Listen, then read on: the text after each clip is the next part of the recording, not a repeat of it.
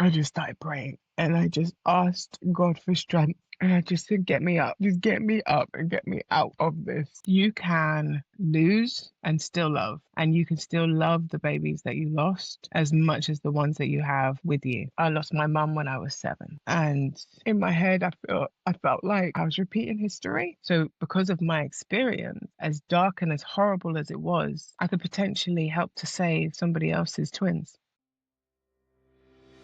This is Mothering Holistically, where we aim to amplify everyday moms' voices, creating a relatable space to share stories, practical tips, and inspiration. We empower moms to embrace every season of motherhood with confidence and pursue their dreams with resilience. I'm your host, Kaylee Berlini, a mama finding balance in motherhood because balance is key when mothering holistically. No matter where you are connecting with us, please subscribe and give us feedback as we continue to make this podcast motivational and helpful for you all. So today is a special one.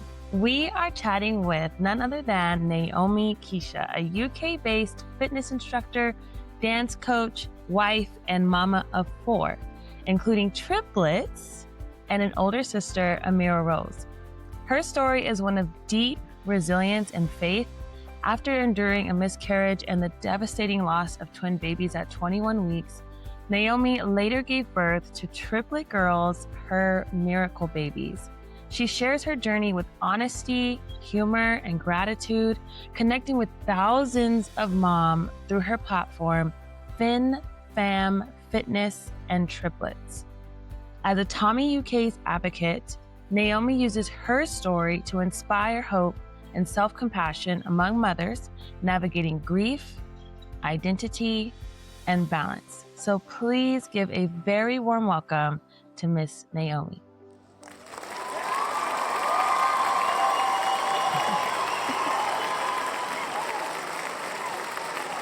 So hello, thank you so much. Hello. Yes.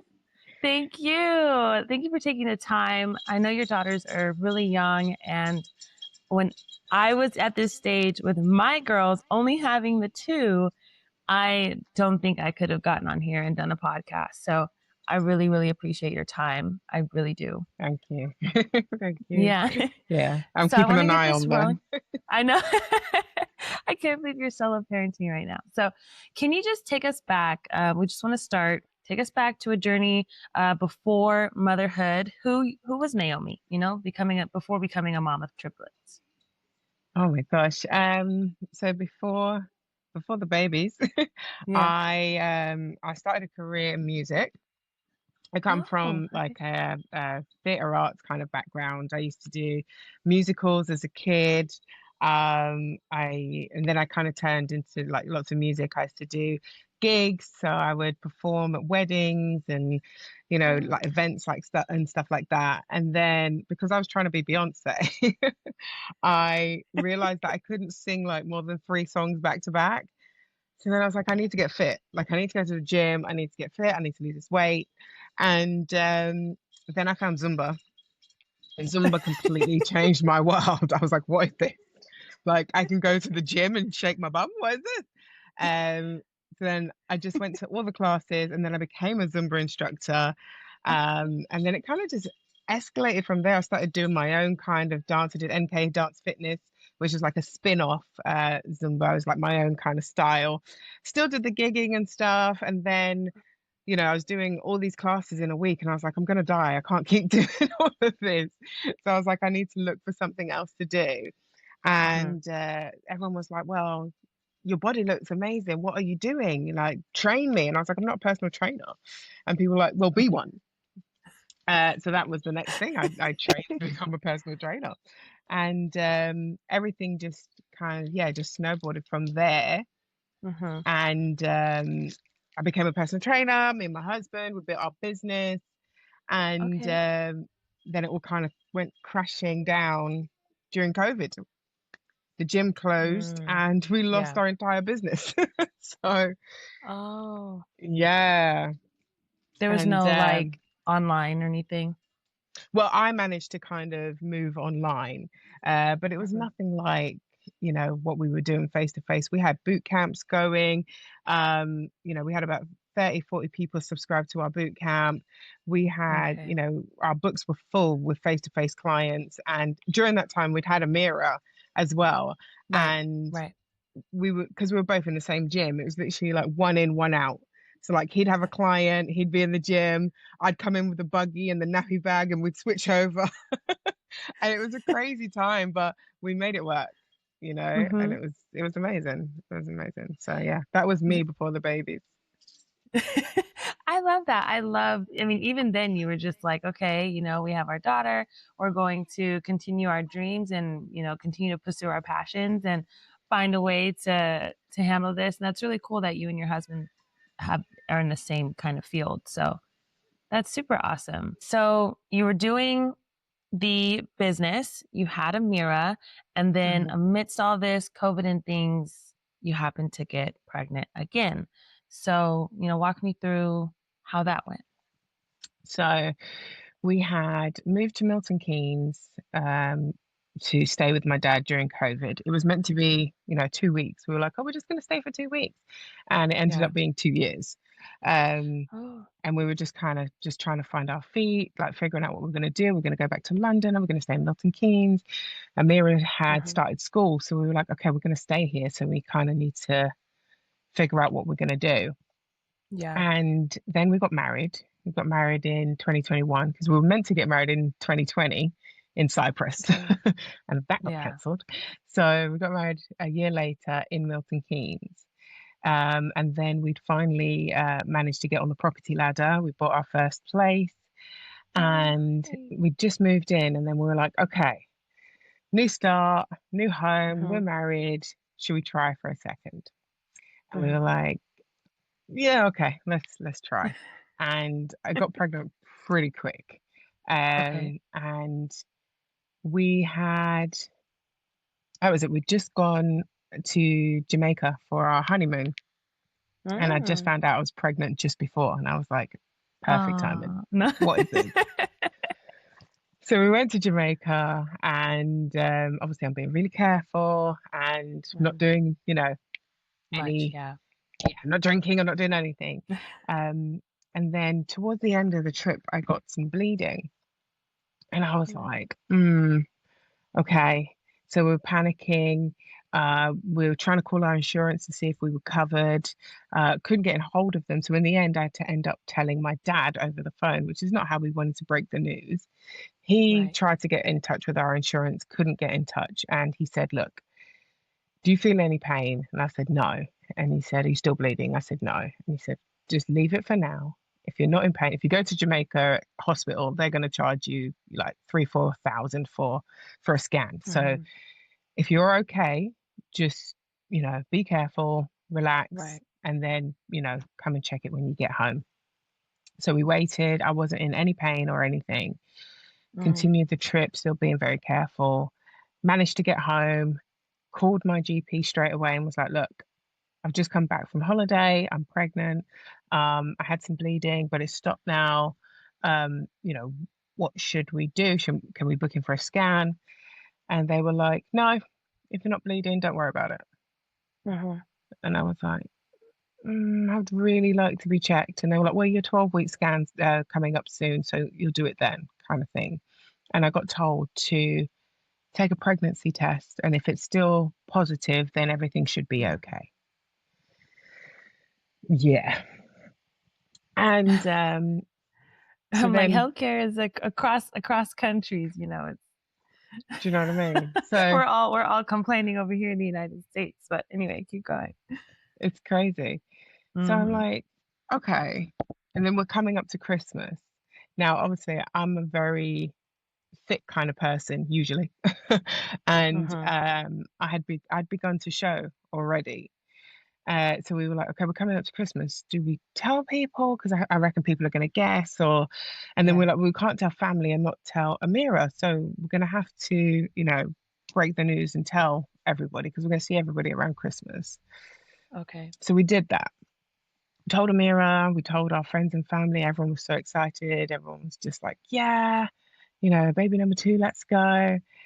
I had an appointment with a midwife. I told her about the bleeding. She was like, okay, it sounds fine because you're not bleeding at the moment. You're not in pain. should be okay. Hmm. And then we had a scan not too long after my birthday. So this is early January now. Okay. And we went into the room and she's scanning and it's silent. And I'm just like, mm. And then she said, it's okay if we do an internal scan because I can't quite get, you know, what Hmm. I'm trying to look for. And I was like, yeah, yeah, sure. Do the internal scan. Again, silence. And you know when in the back in your mind, you know, like something's not right. Yeah. And then she put all her stuff away. She spoke to a colleague and then she came back and then she was like, I'm really sorry to tell you, but there's no heartbeat. And I just started crying, like uncontrollable crying, because I was just like, I've just told Amira she's going to be a big sister. Yeah. And that just, oh, Yeah. Yeah. Yeah. it was a lot. It was a Yeah. lot. I told like it's also bringing back feelings for me because I struggled with my pregnancy. I didn't have like any of the things that they thought, like preeclampsia, things like that, but I did have bleeding and here and there, and then my cervix started to open up really, really early. I think Mm, around like 4 months. So we actually got pregnant. We actually got married when I was 4 months pregnant, wow. and yeah, so it was like kind of a lot. I am not the type of person to like stress on making decisions. So, and they were like, you're pregnant, so don't try to plan a wedding and like be so stressful. So I just made all like quick decisions, like my husband likes uh roast, or what was it? No, I can't even think. Anyway, it was like, okay, he likes his food. We're gonna go to Lowry's. Okay, this place looks nice. Boom. So anyway, when we got back, they immediately put me on bed rest because my cervix was opening. And it just felt like every appointment was like, oh, we need to send you to a specialist, or we need to send you here. And I was also having pain and just that fear that, something is going to happen. And then you start Mm. going online and looking at Yeah, other you Google people. everything, don't you? Yeah. I mean, but even Yeah. like so weird, all the moms that I think that's another reason why I was so motivated to do this podcast is oddly so many of the moms on YouTube had just like traumatic stories. And then I'm watching those and it's like you're trying not to be like, is this gonna be me?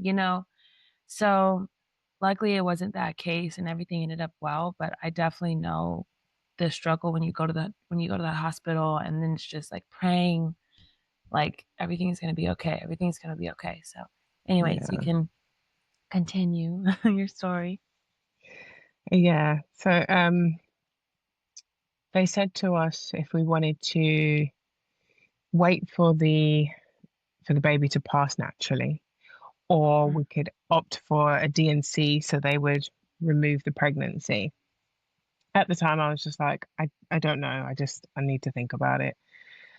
And we left the hospital and then I remember it was literally that night. It was like I started getting contractions. So for me, they said that the baby had actually passed away at week 7. So we Oh, are they now couldn't tell. week 12. Yeah, week 12. So my Wow. body had held on to the pregnancy for that long because mentally I believed I was still pregnant. And it wasn't until I got the confirmation that I feel like my body then acted and went into labor.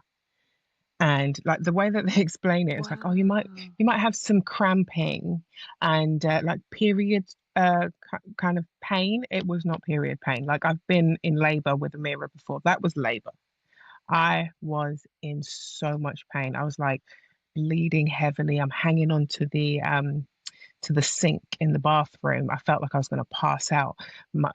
Elijah's trying to feed me like chocolate because I felt so weak. And Yeah. it got to the point where I'm almost non-responsive. And my dad, who was here looking after Amira at the time, he said, "Okay, now's the time to call the ambulance. Now we need an Oh, ambulance." The ambulance came, took me to hospital straight away, and the doctor turned around and said, "Well, we've already lost the baby. Let's not lose mum as well." And I remember hearing that, and I was just like, are you serious? Like, what? And so they ended up doing the DNC anyway, because Mhm. what my body was doing was trying to get rid of the pregnancy, but it was borrowing blood from the rest of my body to try and get rid of it. So I ended up having to have a blood transfusion as Yeah. well, because I'd lost so much blood. And then kind of after that, I was just, my headspace was just messed up. But Mhm. I'm the kind of person who sometimes, instead of dealing with my grief, I put it in a box Yeah. and I bury it. And I literally went full pelt with my fitness business online. And like I spoke about it a little bit, and then I was like, okay, now we're moving on. Mhm. I remember I said to Elijah, like, I don't even want to hear the word baby. I'm going to focus on myself. I'm going to get super fit.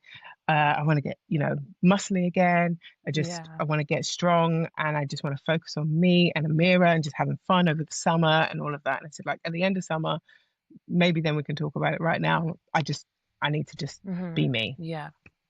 So that's what we did. I just, went to the gym constantly.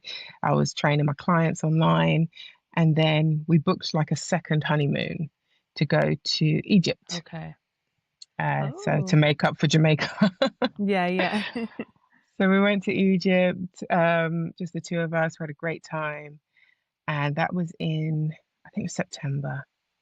Yeah, by September. And Okay. then just before, no, it was November. It was November. We always go in Okay. November. Just before Christmas, I found out again I was pregnant. So this is like the Oh. second Christmas that I've been pregnant now. So we had the Yeah. miscarriage, then I found out I'm Mhm. pregnant again. This time we say we're not going to tell anyone. We're not Anybody. going to tell anyone. We're just going to keep it between us. Um, and we're just going to keep it hush until we know everything is okay. Mhm. So we waited. We hid it over Christmas. I'm drinking champagne, but it's the alcohol-free one, but no one can see the bottle. And I was exhausted. I was so tired. And I was like, why am I this tired? Mhm. Anyway, we got all the way to 12 weeks. We hadn't said anything to anyone. And we go for the scan. And obviously, this is triggering for us now because a year Yeah, ago, of course. we're in the same This wasn't a room. good happy moment. Yeah. Right. So me and Elijah were so different. He couldn't look at the screen. He's heads down, his hood's on, and he's kind of there for moral support from me. He does not want to be in the room. Mm. I, on the other hand, can't take my eyes off the screen. I can't look anywhere else but that screen. Mhm. I need to see a heartbeat. Yeah. And the joke of it is, the morning of the scan, I woke up and I said to him, I had a dream that we had twins. And he was like, yeah, can you imagine twins? Ah! So we're in the scan room, and the woman, she's like, I see a heartbeat. So straight away, I'm like, okay, there's a heartbeat. And then she says, and there's another one over here. And Elijah's eyes just, and we both look at the screen, and I just started screaming. And I was just like, I told you, I said it was twins. I knew it. I knew it. And we were in there for like Oh a my good goodness. hour because I could not stop screaming and laughing because I was just like, it's twins. It's twins. And Elijah was like, twins. And the minute like you get over the joy part and then you start thinking about the financial part. Yeah. And then it was like ching ching ching ching ching ching. Like what? But double buggy, two of this and two of that and two of that. And like we left the scan and we were just so overjoyed. Overjoyed. Yeah. So overjoyed. We're like, look at that. We've had a miscarriage. We've gone through all of that. And now we're being blessed with twins. Like, Yeah. it was crazy. So we decided we're going to tell people. It's like, it's over 12 weeks. Now we're safe. Um, we can start telling people. And at that time, I was organizing my dad's 60th birthday. So I was like, the whole Oh family's wow. going to be there anyway. So Yeah. everyone's going to see. We're going to have to tell them. So what we said, we're going to record everyone's reactions and we'll do like a combination of videos, and we'll put it up online, and it'll be like our reveal of having twins Yeah. and stuff like that. So we did that, telling people, and everyone's like, we're like, oh, what do you think we're having, boy or girl? And oh, it's a boy, oh, it's a girl. And we're like, oh, what about the other one? And they're like, other one? It's like, it's twins. And yeah, people are screaming. People are like, that's, look at God. You lost one, he Yeah. gave you two, all of that, and it's just the hype. Everyone is so excited. Oh my gosh, you're having twins. This is amazing. And in the end, we're like, okay, we were about 18, 19 weeks, Mm-hmm. and I'm big now.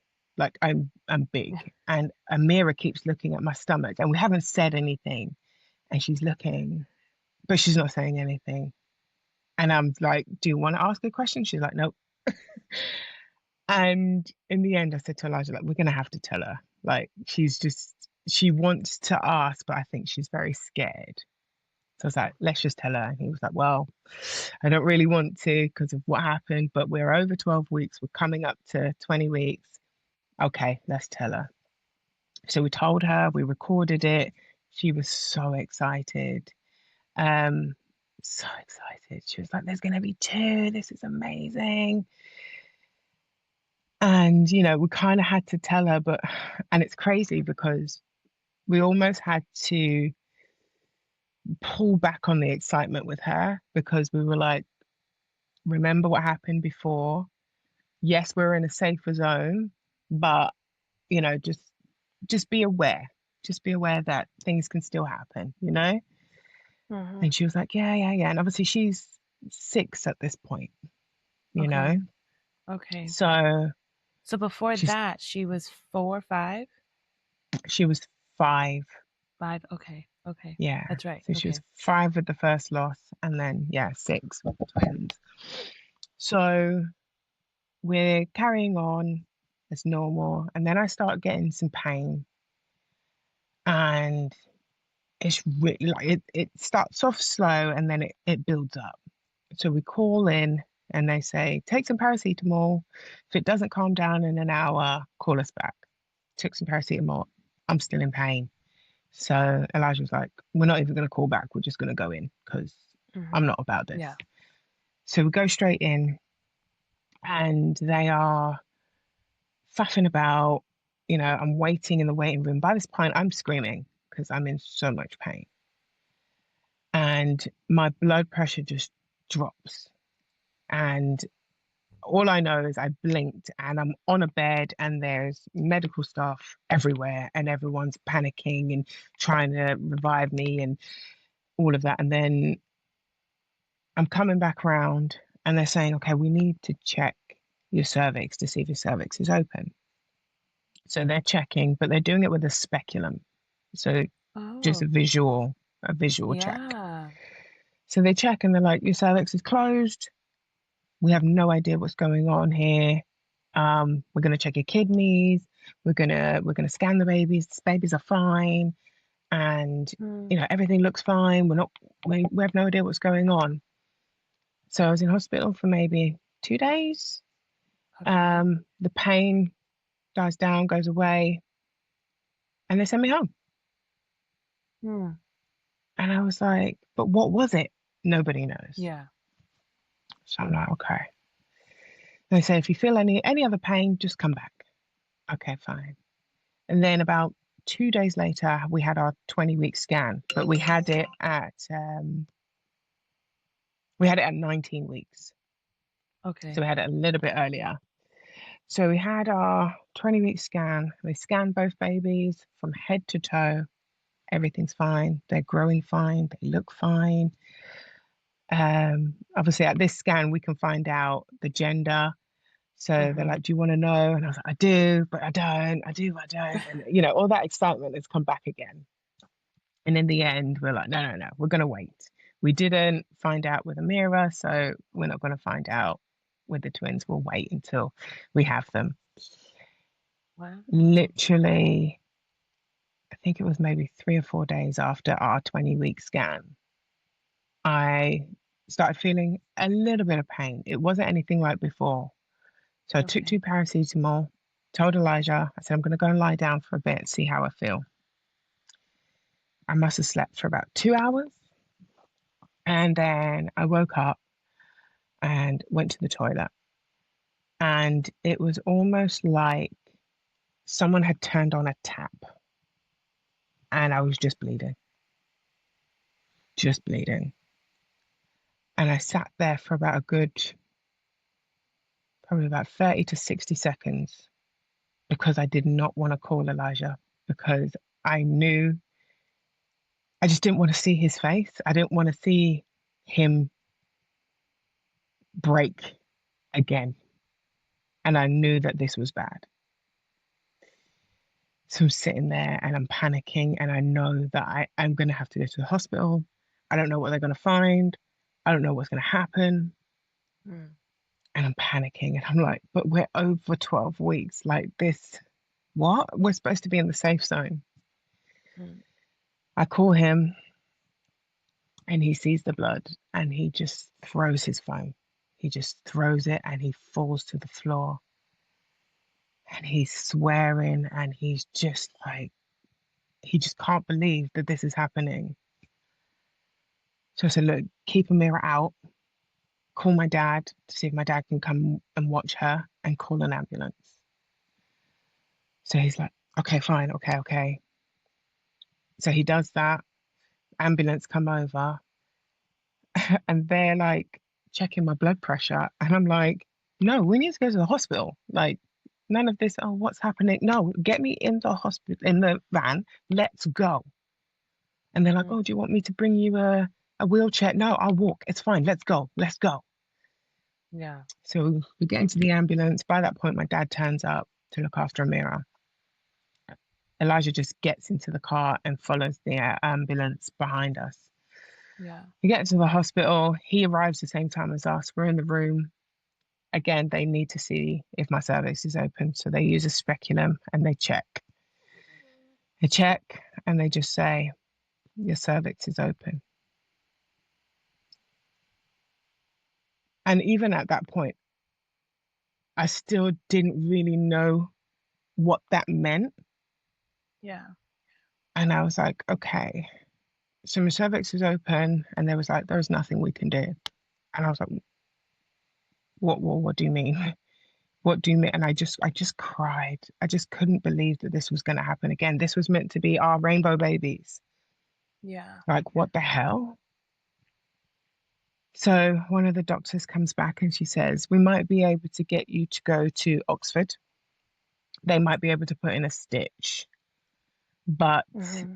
it's late. There's not gonna be anyone there now. You're gonna have to wait until tomorrow morning and we'll see if we can get you over there.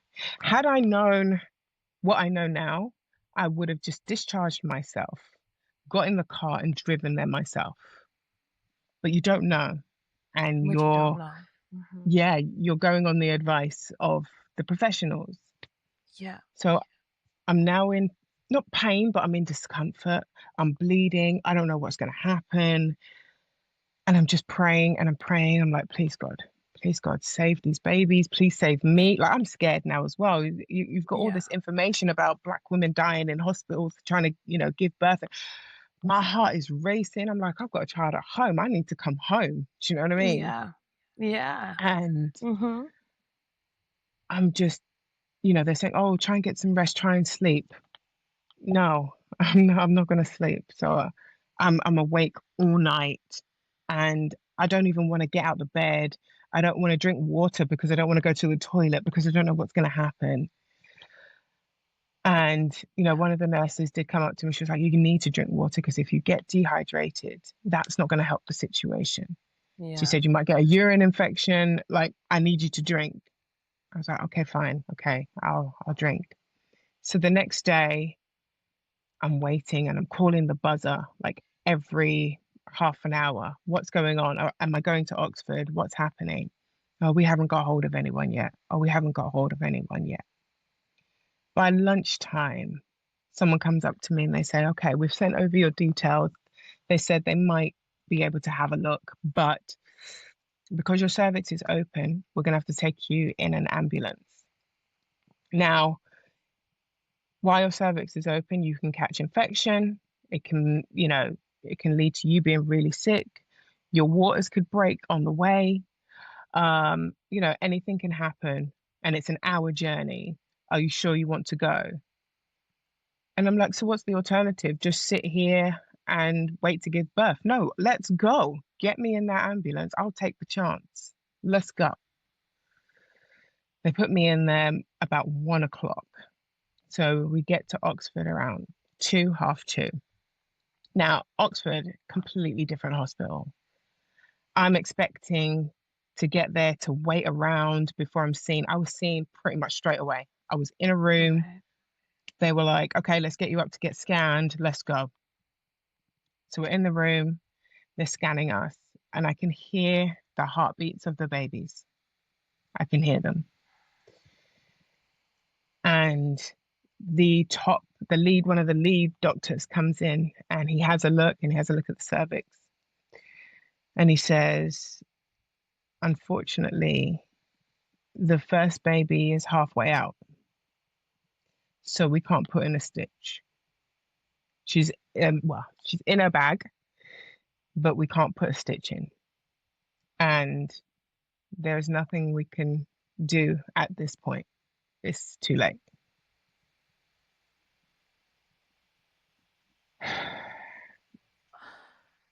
So they take me back to another room, and they were about to discharge me and say, go back to Milton Keynes Hospital. You're just going to have to wait for it to all happen. Now, just like with the miscarriage, the minute that I was informed that there is nothing else, my body naturally started going into labor again, just naturally. I started feeling labor pains, contractions, the whole lot. So then they had to admit me in Oxford. They were like, well, we can't send you anywhere because it looks like it's all happening now. So they put me in a room. Contractions are coming in. I'm on gas and air. And the doctor comes in and he says, like, you're going to have to give birth to the first twin. And then I said, well, if we do that, can we save the second twin? Can we then put the stitch in? Because the second twin is still in there. And he said, because your cervix is already open, we don't know if you have an infection in your womb. So what we could be doing, and we don't know, we could be sealing your cervix closed with an infection. And that's putting you and the twin at risk. And he said, if there's an infection and you get a temperature and it can just go from 0 to 100, and I'll be honest with you, we could lose you. He said, you're going to have to give birth to both of them.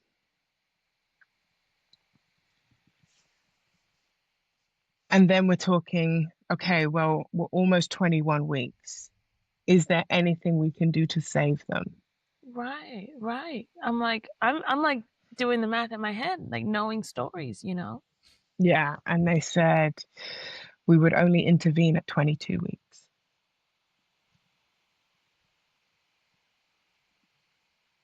I was like, we are 1 week out, and you're telling me I have to give birth to 2 babies and they're going to die.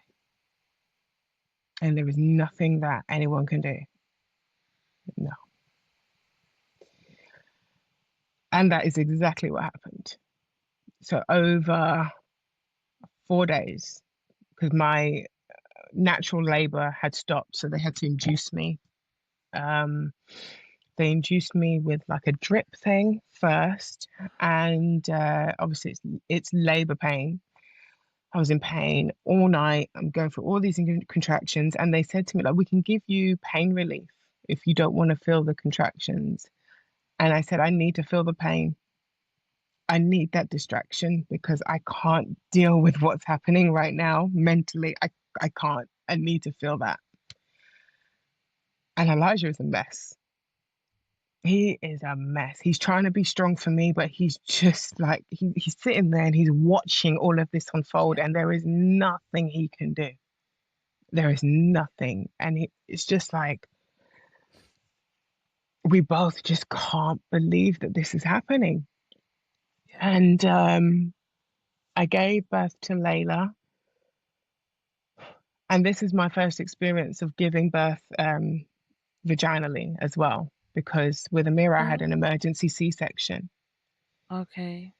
Yeah, so I had labor pains, but my pregnancy didn't progress because my cervix didn't open with Amira. Yeah, the irony. Um, and then so I had to push, and uh, Layla got stuck. So as I was pushing, she got stuck, and I think that's what ultimately led her to pass away. So by the time she was born, she'd already passed. And yeah, they took her out and they gave her to me and said, "It's a girl." And she was so tiny. Um, she's just so little. And by that point, I was so exhausted. I was so exhausted. And I'm just on gas and air. I'm doing this all with gas and air. So they take me off the drip, um, and they say, "Okay, we're gonna let you sleep for a little while, and then we'll try again, and then we'll get your labor pains going again to get the other twin." So I go to Mm. sleep. I wake up, and they've wrapped her up, and they put her into a cold cot. So it's like a cot, Mm. but it's like ice to kind of preserve the body. Yeah. By this point, I'm like, I don't have a mum. My mum passed away when I was 7, so I was raised with my dad. By this point, I'm like, I need my dad. I need an adult. I'm an adult, but at this point, I need an adult. Yeah. So my dad passes Amira to her aunties. Obviously, Amira has no idea what's going on. She just knows I'm in hospital. My dad comes to the hospital. This kind of gives Elijah a break point as well, just so that he can leave now, clear his head, cry, scream, whatever he needs to do. Yeah.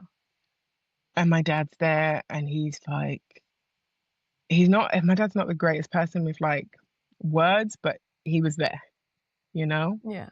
Mhm. So the next Mhm. day, they start my labor pains again. I'm pushing, and the midwife that I had with the second twin, she was amazing. Like, you would have thought that I was giving birth to take my baby home. She was that attentive to me. She was just Mm. amazing. So I give birth, and it's now early hours. This is why they were born on different days. It's Oh, early I hours of the see. morning, and yeah, that twin comes out, and they take him out, and it's a boy. He was a little boy, but he was alive, and he was wiggling, and they tried to put him on me, but I was in so much pain because they'd given me the injection to try and get rid of to let the placentas come out. Yeah. Yeah. And I don't know what happened, but I just doubled up in pain and I was screaming. And they were like, "We're going to have to take her to surgery to remove the placentas." So everything happened so quick. I like, he was on me, he was off me, and then I'm being wheeled into theatre. And what happened is Elijah had come with me because he didn't know what was going on. And our son was with my dad. And my dad's holding this tiny little baby who's moving and trying to, sorry, he's trying to breathe. So I'm in theatre. Yeah. They managed to get the placentas out. I've lost so much blood again. You have to have another blood Yeah. transfusion. And the minute that they kind of know that I'm okay, Elijah rushes back to be with our son. With the baby. Yeah. And he's holding him and he's doing skin to skin. We put him straight on his chest. And after about an hour and a half, they take me back into the room. And they said, "He's still alive. Do you want to hold him?" And I said, "I don't. I don't. Um, I just didn't want." I didn't want that connection, knowing that he was going to die. I was like, Yeah. what's the point? And Elijah just said to me, he said, babe, I'm gonna get him and I'm gonna put him on you because I don't want you to look back in years to come and regret it. So I was like, okay. And he put him on my chest and I could feel him wiggling. And I was just looking at him and looking at the doctors and just saying, please, is there something we can do? Like, he's alive. Yeah, yeah, yeah. And they just said, he's too small. He's too small. There's nothing we can do. His lungs were just not developed enough. So he's like, his mouth is like an O shape where he's trying to breathe, but he just doesn't have the lungs to do it. And after 4 hours, he finally passed away on my chest. And they kept coming in and checking his heart. And he finally passed away after 4 hours. And then we put him in the cold cot next to his sister.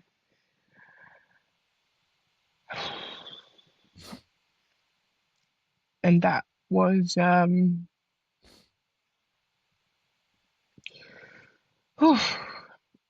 that was so hard. So hard.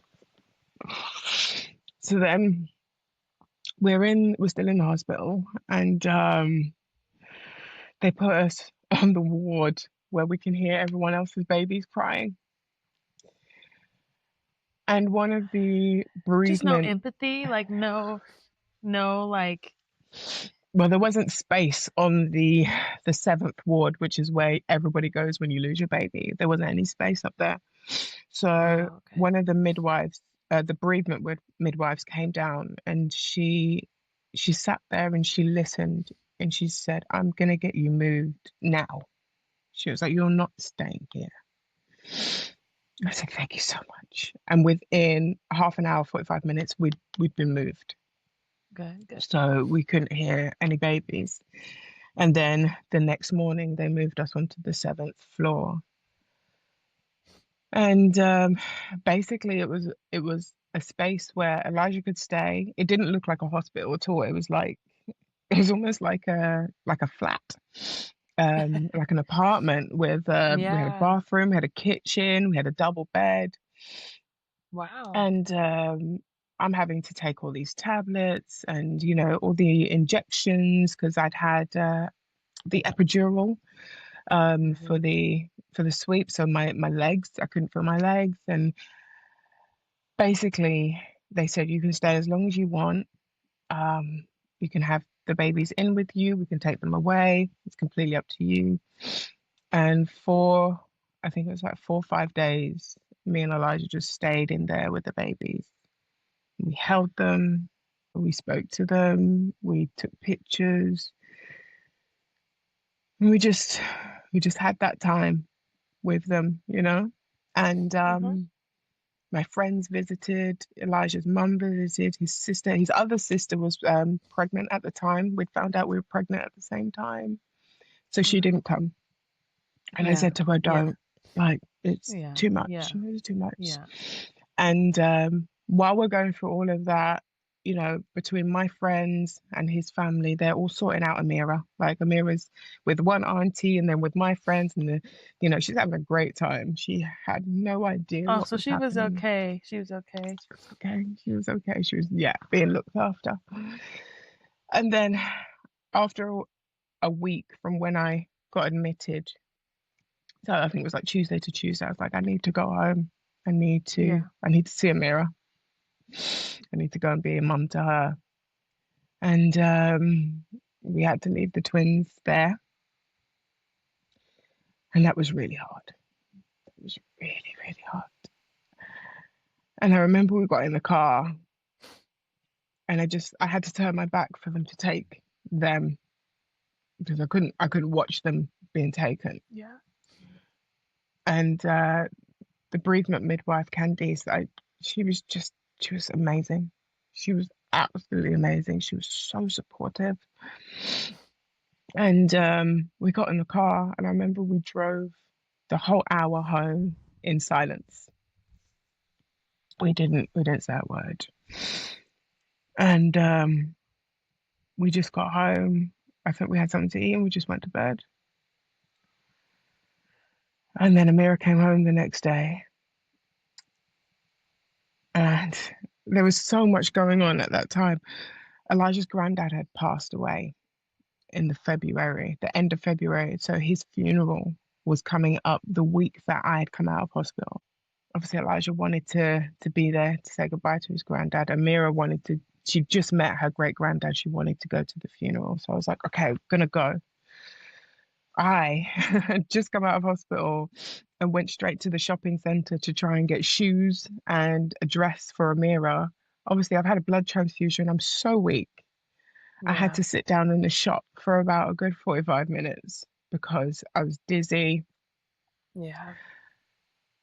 and I could, and I'm looking around, and for some reason, everyone's got a buggy. Everyone's got a buggy, and everyone's got a double buggy. And I'm trying to hold it together because no one else knows what I'm going through, Yeah. and you've got kids coming up to you and smiling and waving, and just like, you just have to breathe and get through it. Yeah. So we went to the funeral, and then we didn't go to the after. So Amira stayed with her auntie, and we went back to Oxford to see the twins. And then we had to organise their funeral. So in the UK, if you have a child that passes away, uh, the government pay for the funeral costs. Okay. However, so because Anthony Jr., our boy, he was born alive, so we had to bury him. Layla, because she died before she was born, she could have been buried at the hospital. So with Anthony Jr., we had to register his death. So he got a birth Mm. certificate and a death certificate. And once we had that, we then had to approach funeral directors to sort out a funeral arrangements. Wow. Now, the UK will pay for your child's funeral, but only after 24 weeks. So if your baby dies 24 weeks to 12 years old, they will cover it. But before 24 weeks, you don't get anything. And we're sitting there and we're like, but he was born alive, and we're being told that we have to bury him, but we don't get the funding because he was 21 weeks. So I was like, well, that's a gap that someone needs to look at because that's some BS right there. Yeah. So we're calling different funeral directors, and because they can't get the funding, they're giving us quotes like 5,000, 6,000. And I'm like, my son was alive for 4 hours. Are you serious? Yeah. And it's just like stress on top of everything we've just been through. Yeah. But luckily, our bereavement um, midwife, Candy, she found one who they said they would be able to apply for the funding and they could do it for us. So I think we only had to Oh. pay for a few things. It wasn't a lot, but because where we're living, we didn't want to bury them here because we're like, we're not going to Hmm. stay here. So we were looking at London, and we just didn't know where to put them. In the end, we decided to bury them with my mum. Okay. So I then had to contact my granddad, who was in Uganda, to try and get the details of my mum's grave, which he managed to sort out for me. Now, he was really sick at the time, but he Mm. did it. He did it for me. And we were able to we buried both of them together. Um, and they were with my mum in my mum's grave. That day, that day was really hard. It was really, really hard. Not just because we had to bury our babies, But for me, when you mentally think of something and you're like, do you know what? It's going to be a really good idea to put my babies with my mum. It just felt Yeah. like a good thing to do. But when I turned up at the grave and my mum's grave was open, and I just looked at it, and the last time I had seen my mum's grave open, I was 7 years old and watching them bury my mum. So all of a sudden I was hit with all Yeah. of that. And I was just like,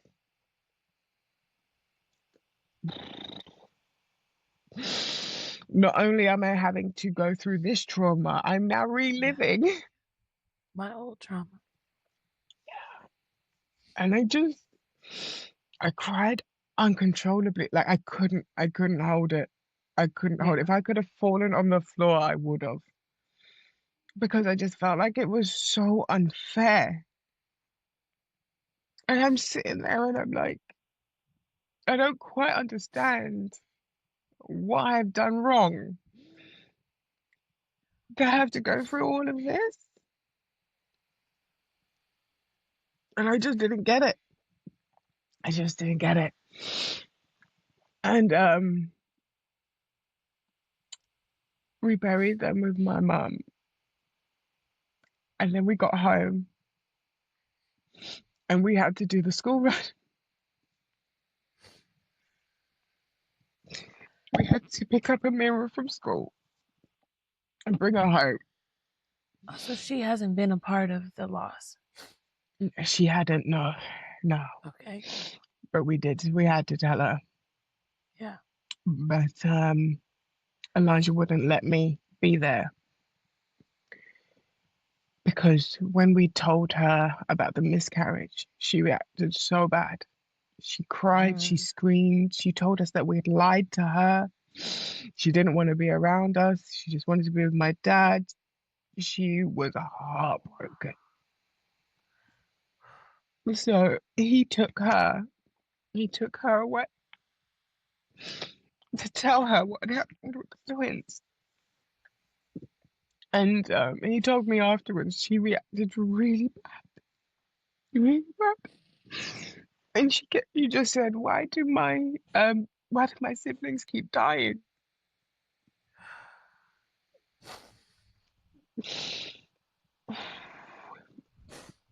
And it's just a lot for a 6-year-old Little to deal baby. with. Yeah. It's Yeah. a lot.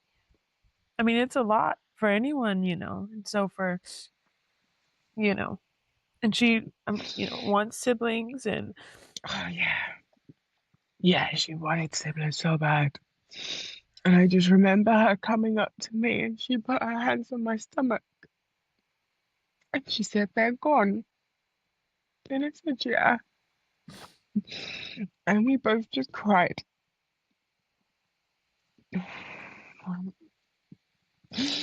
And then it's kind of like you're trying to manage your own grief, yeah. but you kind of have to put it on hold because Yeah. she's hurting. Hmm. She's going through so much, and she would just be playing, and then she would just stop and just start crying. Uh, She would just start crying. And they gave her two little teddy bears, and she named them after the twins. And she went everywhere with them. And there was once where she'd lost one of them, and she went into full like breakdown, meltdown, screaming. She can't find the teddy bear.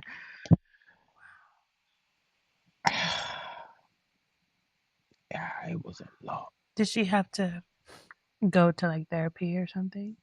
So I tried to get her some therapy, and I called the GP, and they said we can put her on a waiting list, but it might take about a year. And I think we're still on the waiting list, if I'm honest.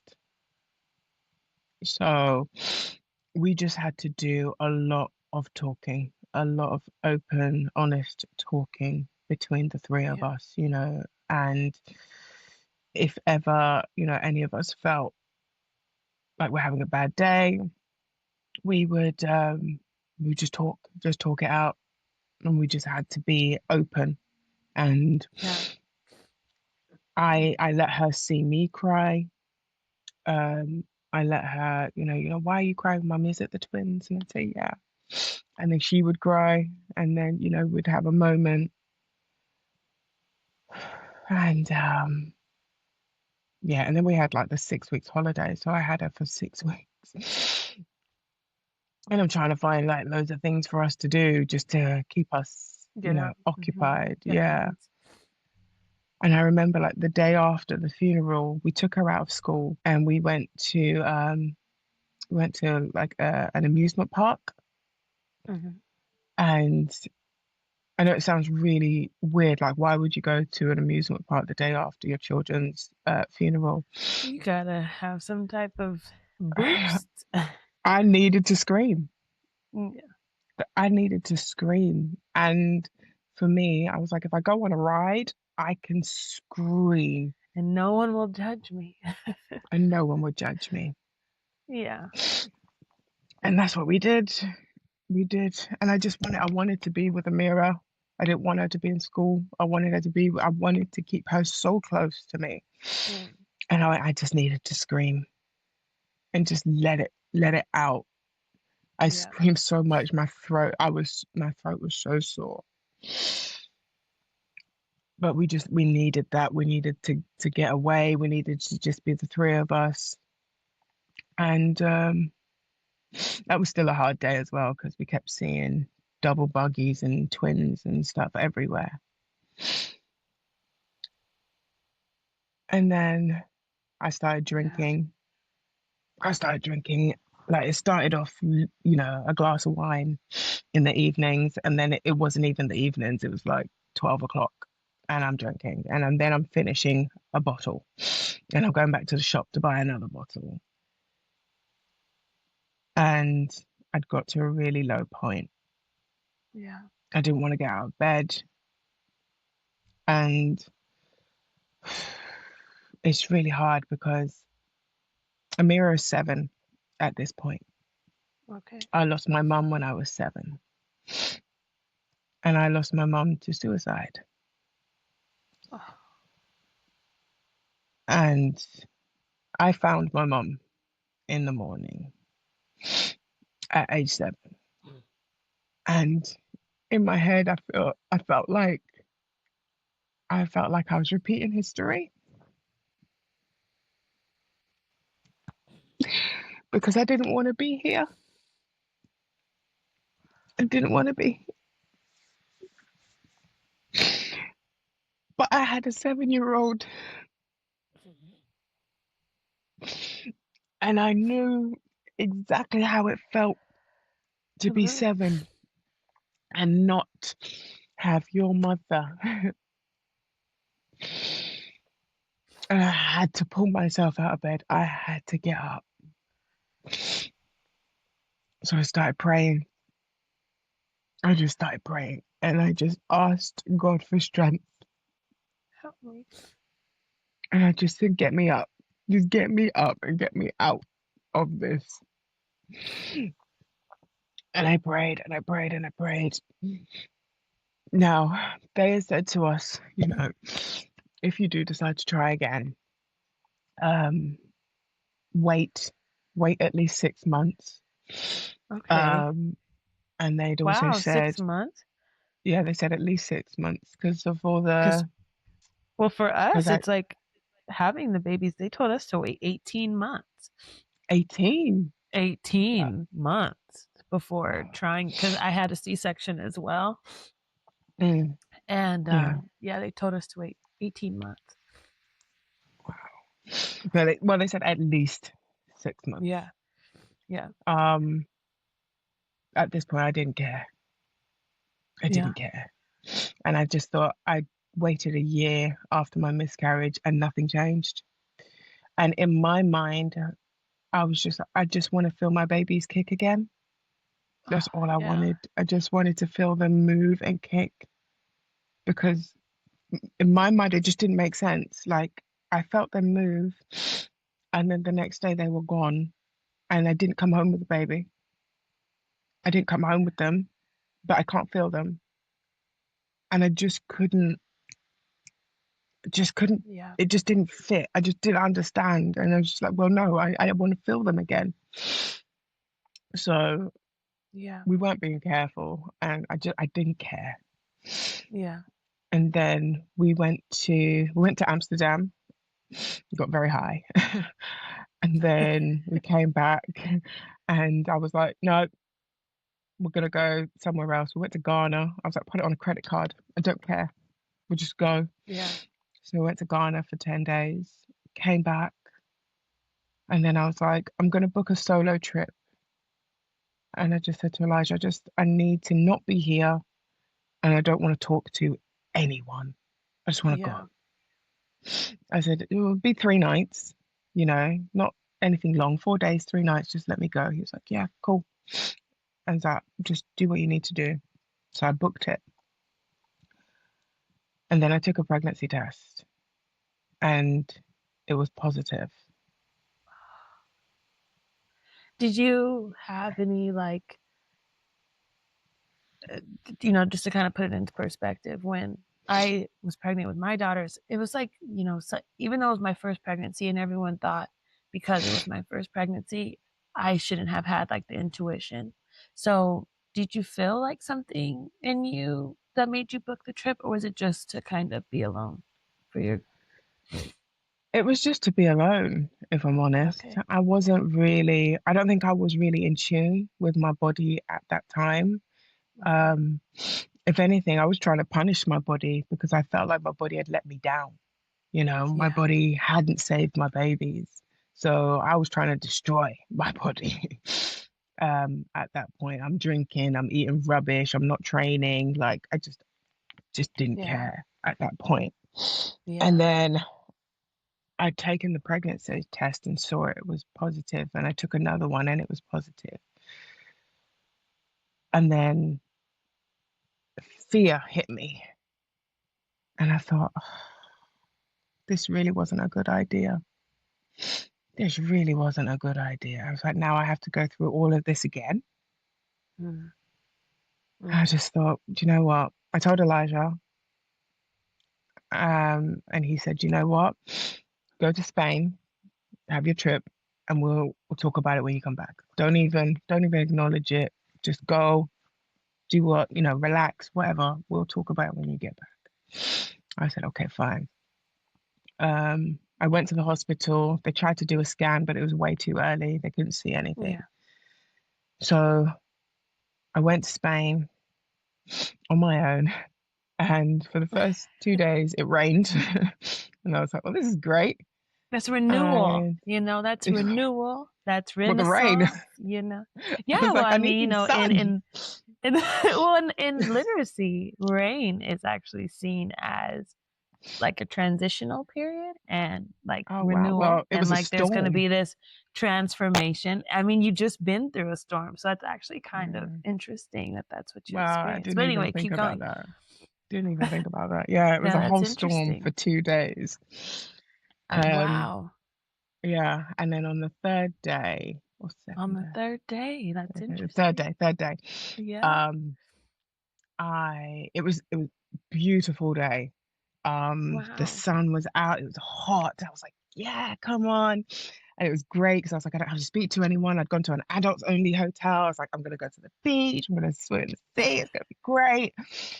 Um, I had breakfast, I think I did a little workout, and then I was like, right, let's go. And then I went back to my hotel room and I went to the toilet and I was bleeding. And I was just like, are you kidding me? And it was a lot. Mm. So now I'm like, I'm not calling Elijah.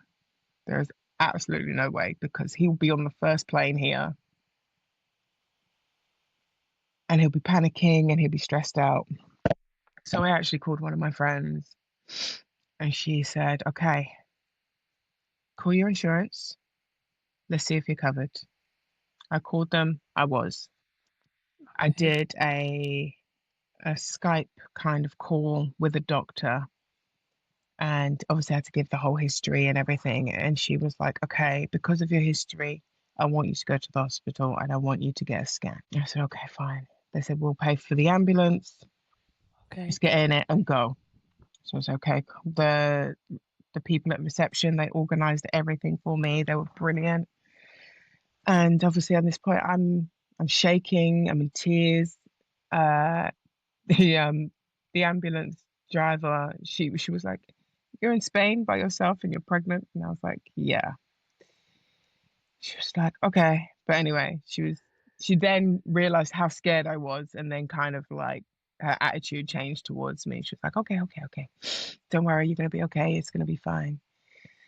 We get to the hospital. They're speaking to me in Spanish. I'm like, "I don't speak Spanish," you know, and they're like, "Well, the gynecologist is not here today. He's back tomorrow." And I'm like, "No, I need him here today because I'm meant to fly home tomorrow. I need to go home tomorrow." Anyway, they call him. He's not too far away. He said he'll come.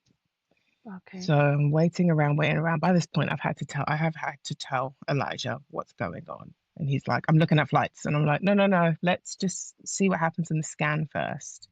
And then we'll take it from there. If I can't come home, then come. If I can get on my flight tomorrow, then I'll come home." So, okay, fine.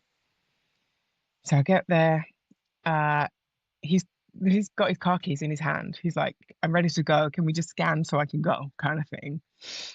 Takes me to a room with a nurse, and he's trying to do a normal scan, but he can't see anything. He said, "It's too early. It's too early." He said, "I have to do an internal." I said, "Okay, fine."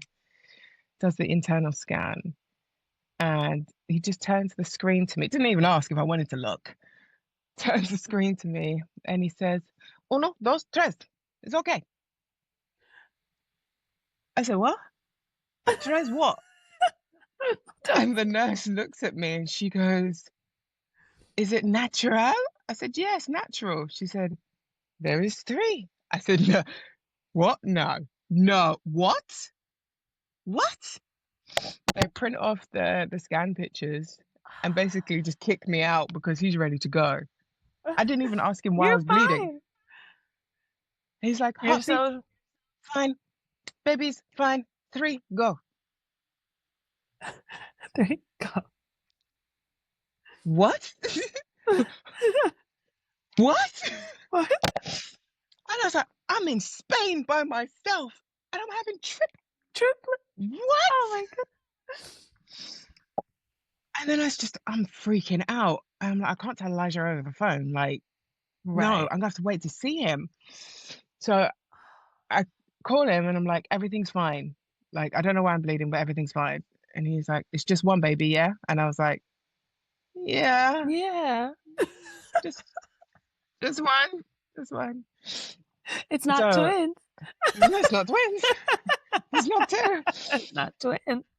So I wait until I get on the flight, because they wouldn't let me fly home without the doctor's like note to say I was okay to fly. Got Right. home, Elijah picks me up from the airport, Amira's in the back, Oh, sleeping. We get home, put Amira to bed, and I said to him, I said, "Babe, I know I said that there was one, but I lied." And he was like, "Okay." And I said, "There's three, there's triplets."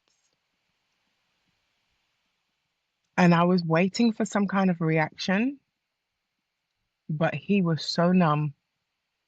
He just went, "Okay." And that was it. That was it. He completely detached himself from the yeah. whole pregnancy. He just said, "I can't afford to be attached like I was before." He said, "I can't invest." He wouldn't touch my stomach. He didn't come to any appointments up until I think just after 20 weeks. Um, yeah, he wasn't We connected. all handle things differently. And Yeah. I And mean, I let him. I let him. yeah. I wasn't like, "Oh, why aren't you?" Like, Mm, I said, "When you're ready, when you're ready." yeah. Absolutely fine. And yeah, at this point, like pretty early on, we told everybody. We just told everybody. We're just like, there is no point in hiding it, because if anything goes wrong, the same people that have helped us through this last loss are going to be the same people that we're going to need for this one as well. So we just told everybody, and no one could believe it was triplets. Everyone was like, "What is wrong with your body?" I was like, "I don't know. I don't know." Um, and yeah, it was. We moved all of our care straight back to Oxford. Oxford had originally Okay. said to us that we couldn't go back there because it wasn't in our area. But when they found out it was triplets, they were like, "Okay, we're moving Yeah. all your care here. Like they're specialists, so they were like, you're having the top Yeah. surgeon. We're Yeah. going to scan you every week, every Yeah. single week. Like you are here. We're going to put a stitch in. Um, you know, we're going to do Oh, everything we can."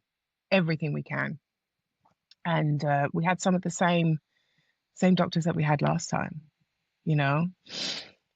And it was the scariest 33 weeks of our lives. you made it to 33 weeks? 33 and 5 days. Yeah, yeah. Wow. It, we were driving up to Oxford every week, sometimes twice in a week, because if I felt a twinge, if I felt, you know, a bit of discharge, it was just like, get in the car, get in the car, let's go. And they prioritized us. Like we would get there and we would be seen almost straight away. They would check everything. Um, and it was really hard to enjoy it. I hardly have any pictures of me pregnant or videos. I have a few, but not many. And it took a while to believe that it was going to happen as well, because Yeah. Yeah. in my mind I'm like, I couldn't carry twins. How am I going to carry triplets? So it's almost getting Yeah. ready to say goodbye. Yeah. Yeah. And it wasn't until later on in the pregnancy, one of my friends called me and just said, "You need to buy a cot. Yeah, buy a cot, because one of your babies is coming home, at least one. So, believe it." We prayed. I had, positive affirmations in my bathroom. Every time I went to the toilet was just like, Elijah's at the door. Everything okay? Everything okay? And I'm like, yeah, yeah, yeah, it's fine. But they went above and beyond for us. Sometimes they would keep me in overnight if I had any discomfort, and they'd be like, "All right, let's just keep you in and let's just see." Like I said, they put in the stitch. They monitored. We had talks with the neonatal team. Yeah. We were told what was going to happen every week, and my cervix did shorten. So Okay. at the same kind of gestation as the twins, it Mhm. shortened down from, I think it was 30, no, 27, and it went down to 13. And at that point, Oh. they were like, if we didn't have the stitch, the same thing would have happened again. The stitch held the pregnancy. And what we'd found out was when I had my emergency C-section with a mirror, that's what had damaged my cervix. So my cervix didn't open with a mirror. So they had to do an emergency C-section because my waters had broke. Now, if you are in labor and you have an emergency C-section, there is a chance that your cervix can be damaged. Obviously, nobody really knows until you have another pregnancy. Another babe. And because the miscarriage happened so early, no one knew that there was a problem with my cervix until the twins. And obviously, the weight of two babies is what made it go. And then 3 babies. And then three babies. So I didn't even want to Okay. walk. I didn't even want to get up. I didn't want to move.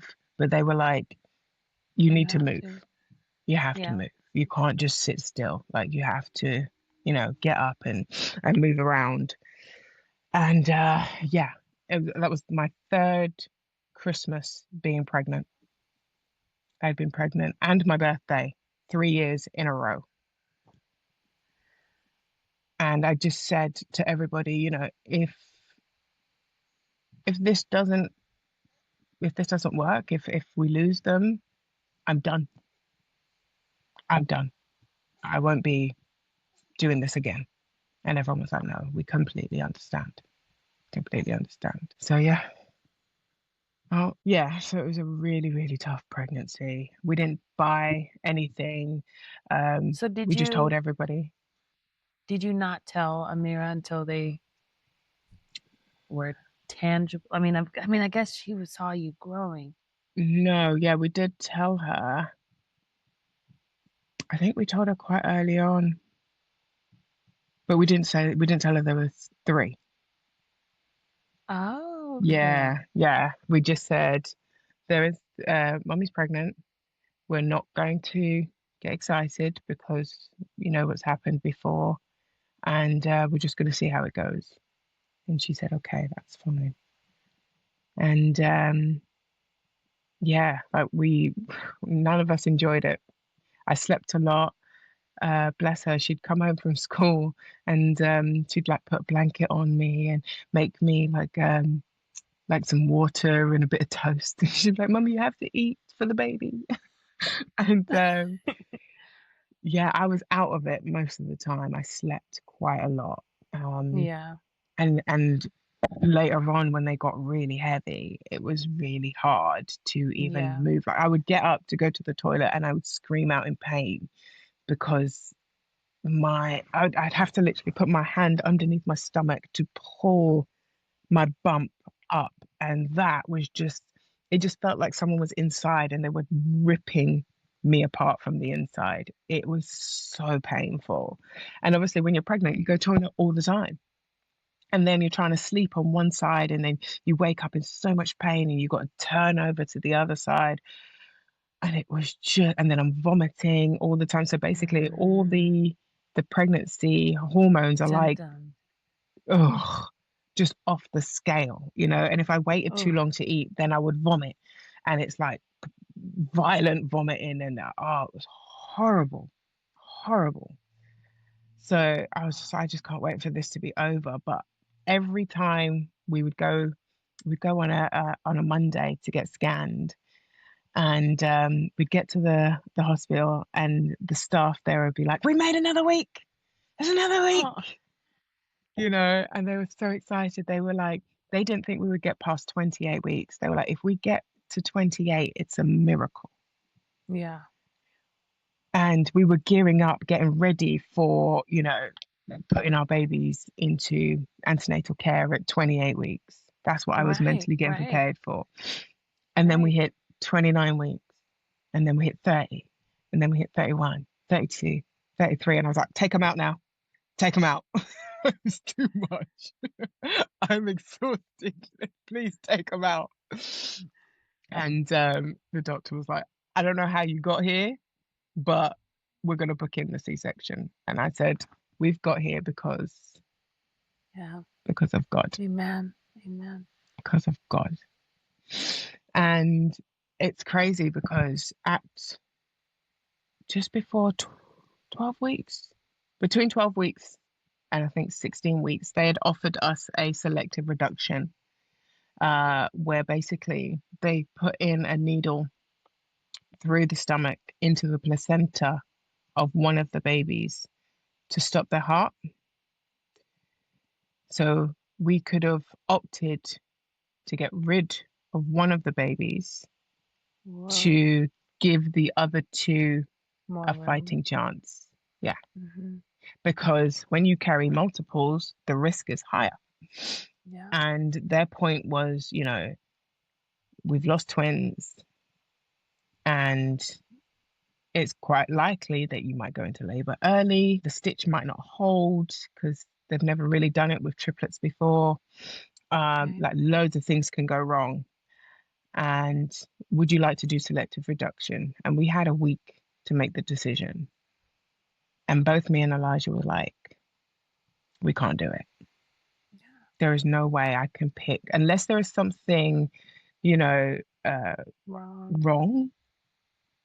I can't just be like, yeah, let's take that one out of the game. No, I'm Yeah. not. I'm not going to do that. Like, I've just lost Hmm. two. There is absolutely no way. I So need we just these said, three. I need. like, our decision is that we can't make it. And they were like, okay, that's fine. We'll never ask you again. We will, do That's whatever we good. can. And they were just brilliant.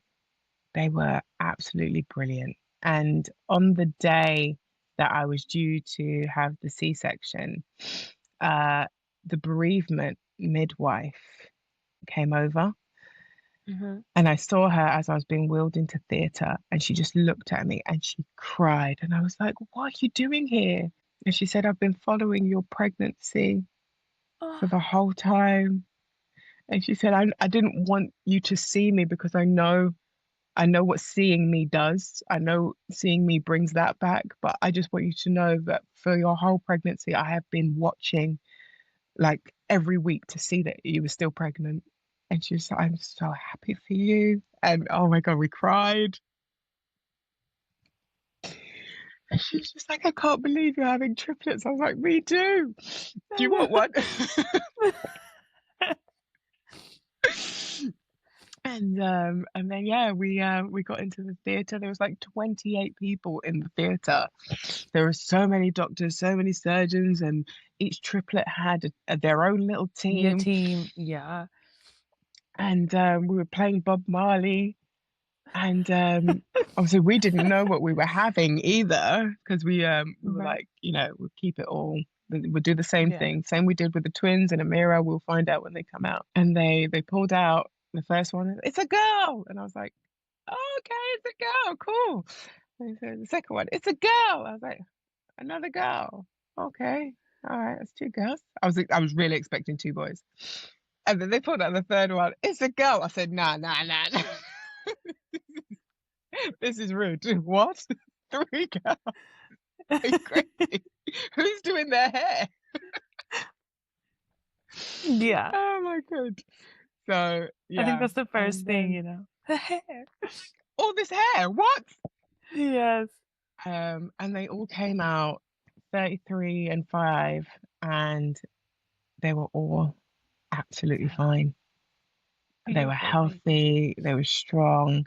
Elijah was the one he was kind of he went out in the hall to see all of them, and they were checking all of them. And they were in intensive care for 3 weeks just because they needed Okay. to put some weight on. And Okay. once they put on enough weight, they were like, okay, go home now. Bye. Get out. I was like, you're sending me home with three babies. What? Where's the village? I need the village, please. Don't leave me with three babies. And yeah, that has been our life for the last 7 months. Three babies, and Wow. now an 8-year-old. Wow. Okay. So Yeah.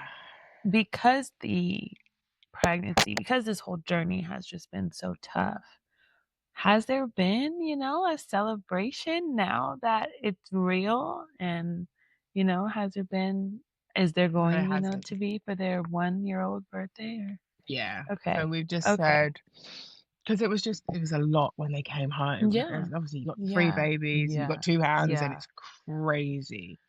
Yeah. So we said we just need to master this right now. We need to figure this out, get a routine, get to know these Yeah. babies, them to know us, and figure out how we're going to do this. And we said we would definitely do something later. So we're gonna do something probably early March next year. So we're gonna have Okay. a small birthday for them on their actual birthday, and then we'll do like a celebration next year in March with everybody of the yeah So the how journey. when you came home, what did Amira say? At first, she was like, "They just cry all the time."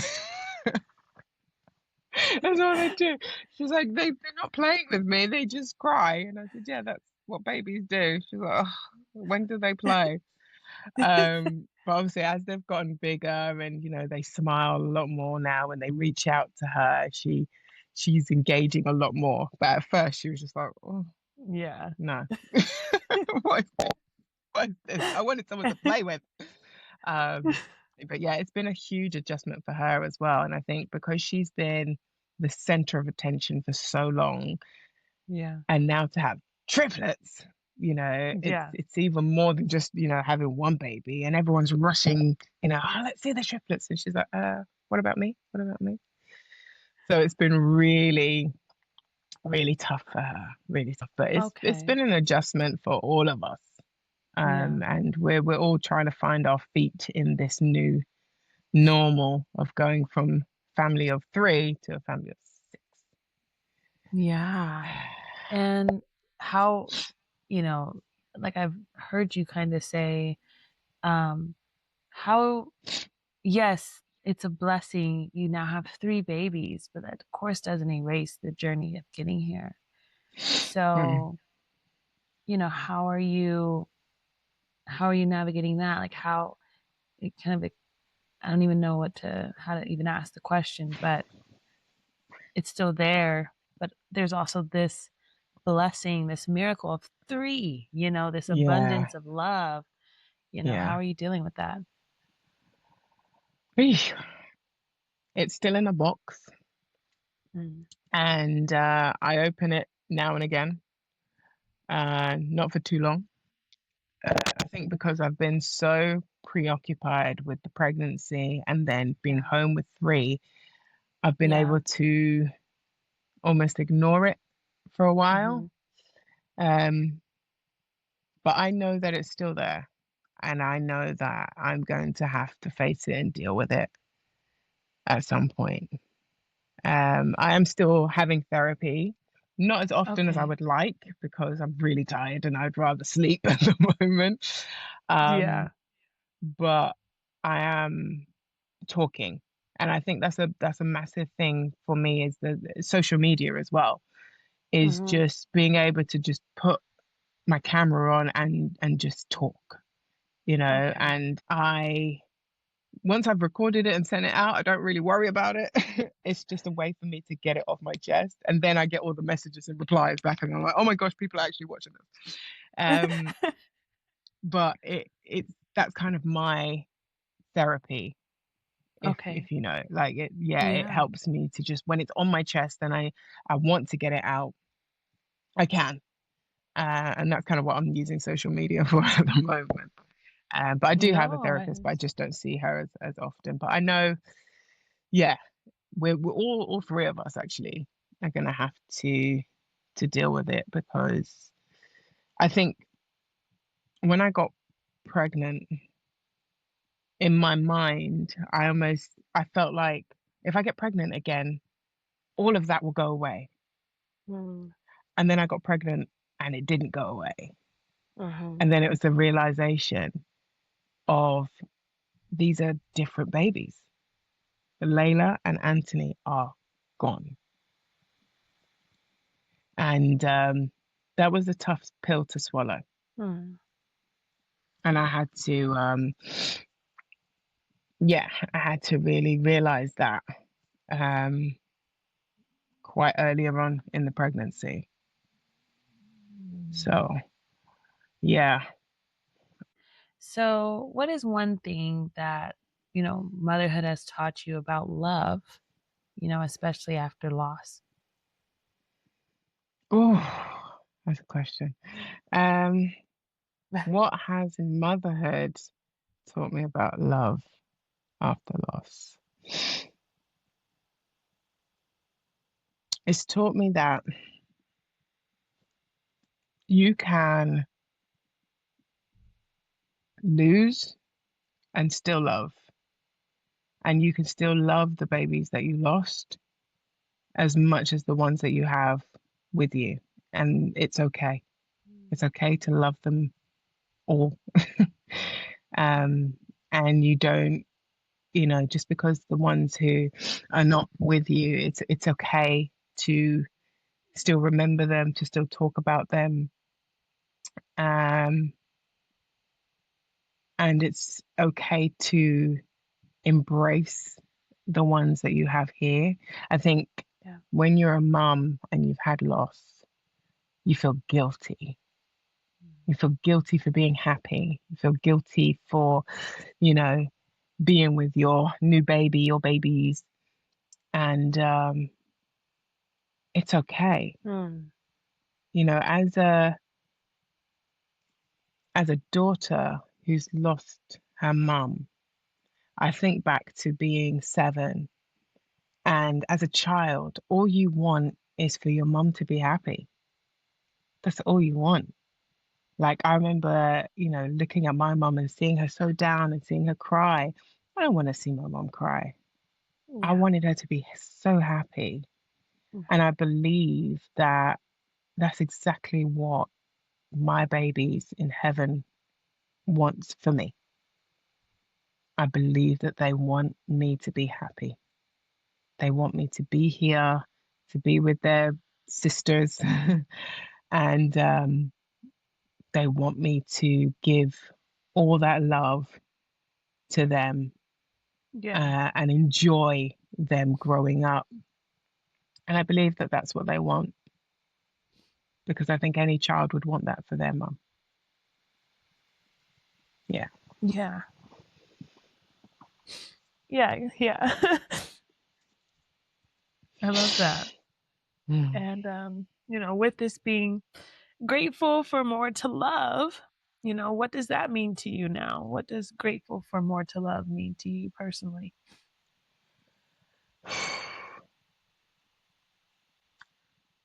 I remember being in the hospital with the twins, and I remember them being next to me in their cold cot. And I remember saying, "This is not the end of our journey. There is more." I didn't know what at the time. I didn't think it was going to be triplets, but I knew there was going to be more. I knew this wasn't the end of our story. Yeah. And I knew that there was more coming. And I knew that something was going to happen. And I mean, I've now got 4 girls, and there is so much joy and love Yeah. in that. Mm-hmm.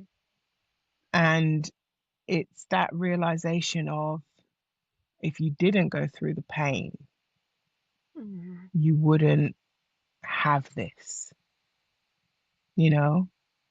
Yeah. And I mean, there Yeah. is moments where Amira will cry still for the twins. Mm-hmm. And we say, it's okay to cry, it's okay to miss them. But just Yeah. know that if they were here, you wouldn't have these 3. And she's like, can't we just have them all together? And I was like, that's too many children. Way too many children. Where are we putting them? What's happening? No. Um, and yeah, I guess it's realizing that and embracing it. No, Embracing I it. love Like that. I love that. I Yeah. talk about year by year, when you go through something and you're in such a deep, dark place, Yeah. and then 365 days later, you can be somewhere completely different. Yeah. Completely different. Completely different.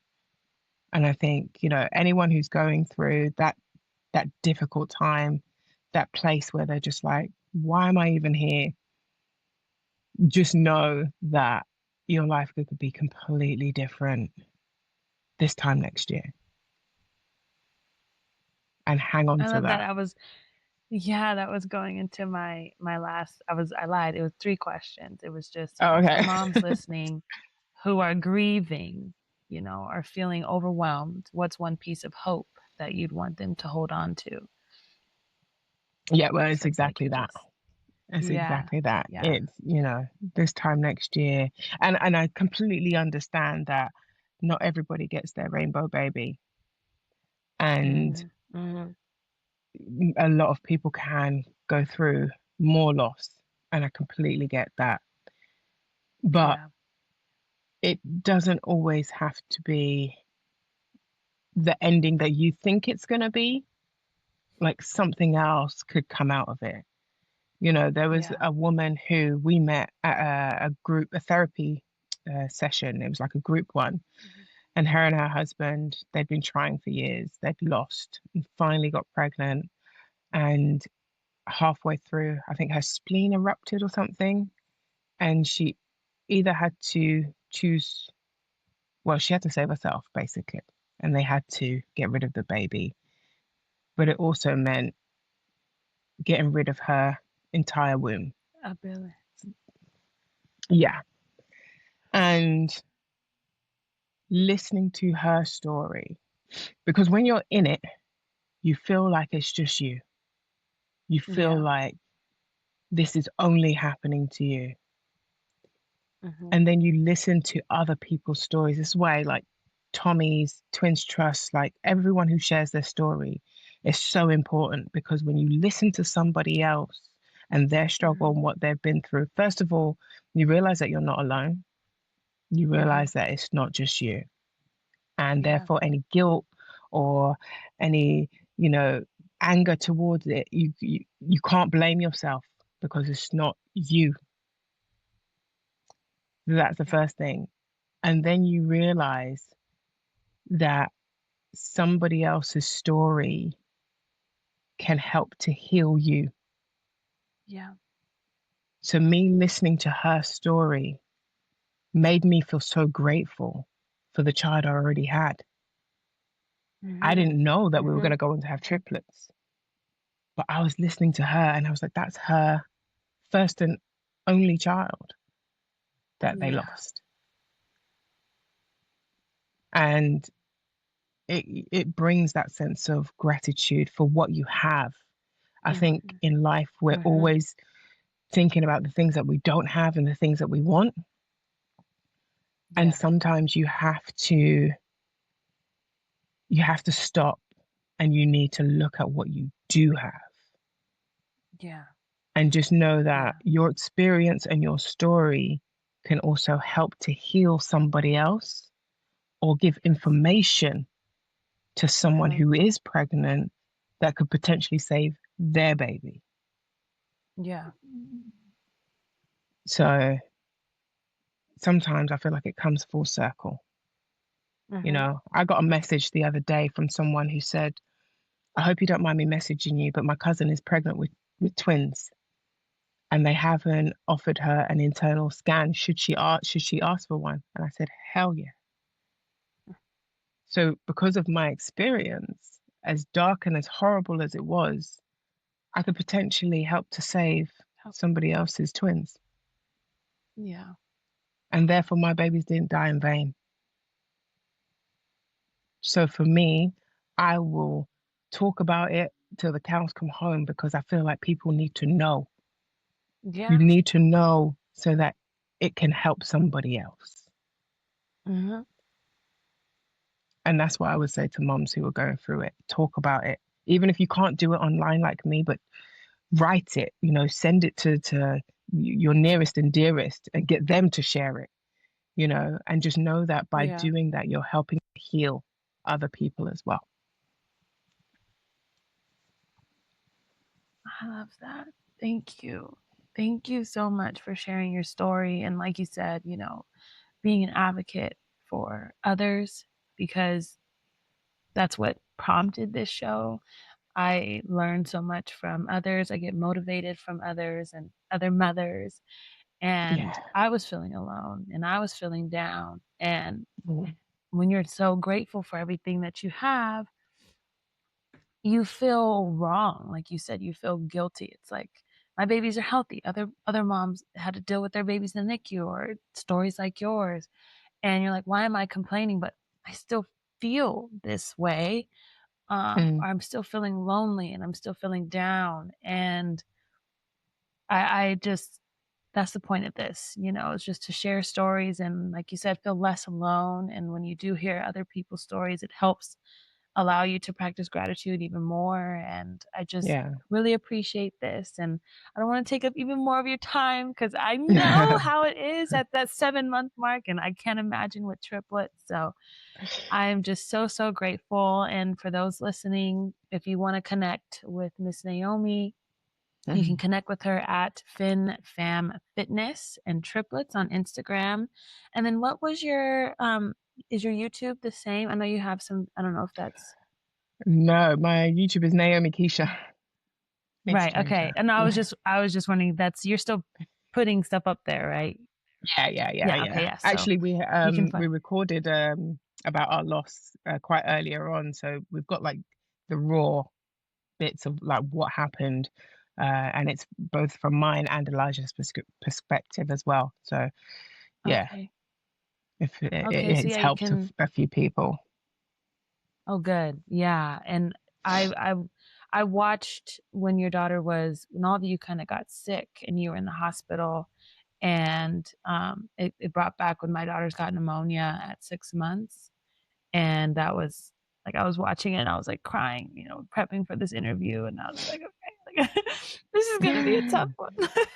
It's tough. It's so tough. Yeah, yeah, So but tough. we have, like you said, we have to talk about it. So like she said, Naomi Keisha on YouTube. And is there any last thing that you want to say, or is that it for you?